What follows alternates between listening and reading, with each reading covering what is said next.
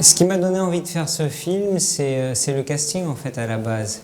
C'est le producteur qui m'a proposé un film avec lui, et je me suis dit les deux ensemble, je serais très curieux de voir en tant que spectateur, et donc j'ai demandé à lire le scénario en fait. Et quand j'ai lu le scénario, j'ai vu que c'était pas le genre de film du tout que j'avais fait, puis c'était quelque chose de très inscrit dans la tradition française, c'est-à-dire le tandem de deux personnages qui supportent pas mais qui doivent être ensemble, et qu'à l'intérieur de ce film, il y avait aussi un autre film qui se dessinait dans le scénario sur la différence, sur la famille, il y avait toute une thématique comme ça, et la possibilité aussi d'amener cette comédie vers une comédie sentimentale. Et moi, je voulais depuis longtemps faire un film sentimental, mais je pensais que ça allait être avec un couple de jeunes, une histoire d'amour. Bah, je l'ai fait, je l'ai trouvé avec eux. Donc voilà comment ce film, comment j'ai attaqué ce film.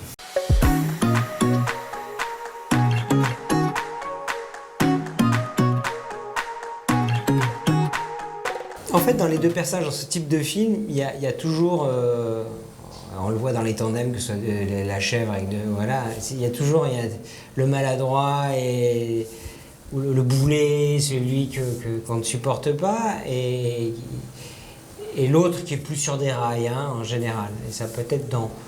Enfin moi quand j'ai abordé ce film, je me suis rappelé, j'ai revu aussi des films que j'aimais, que ce soit L'Emmerdeur ou Le Corneau, c'est ce genre de tandem comme ça, d'énergie très différente.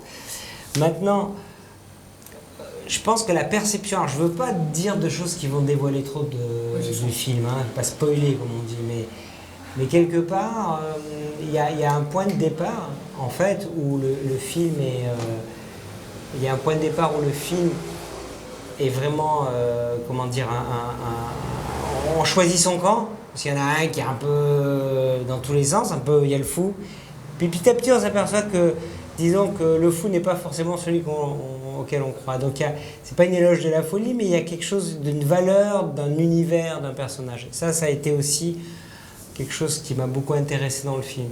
Il y a souvent cette idée, parfois on ne peut pas se parler, on est juste différents, il y a des choses qui nous séparent, qu'on est cousins.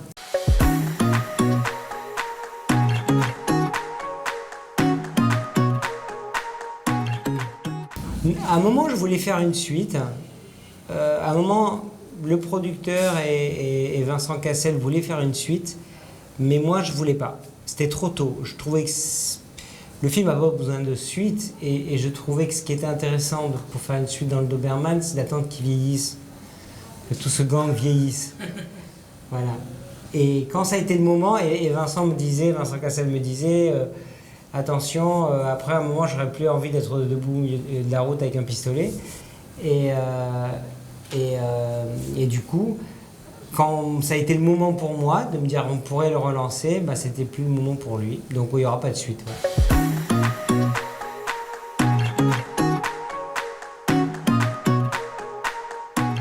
Il est important de revenir au cinéma.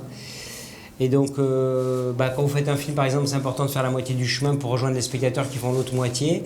Et voilà, il ne faut pas laisser tomber nos cinémas, il ne faut pas se priver de ça, il faut aller au cinéma. Donc nous, on y va avec notre film, mais on va voir aussi d'autres films. Et je pense que c'est le moment pour les gens d'aller au cinéma. Il faut que tous nous retournions au cinéma, c'est important.